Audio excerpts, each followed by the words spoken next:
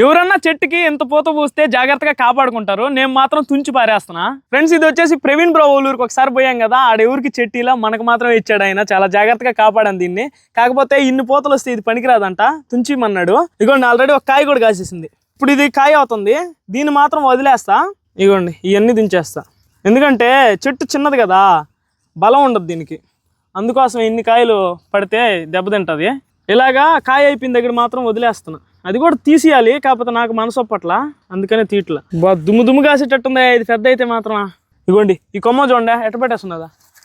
ఈ కొమ్మ ఎంత, దీని వయసు ఎంత, ఇది కాసిండే కాపు ఎంత చూడండి. ఈ వెరైటీ పేరు ఏదో చెప్పాడు, నేను మర్చిపోయినా, గుర్తులేదు. ఇగోండి మొత్తం కోసినట్టయితే చూడండి ఎట్టున్నాయి.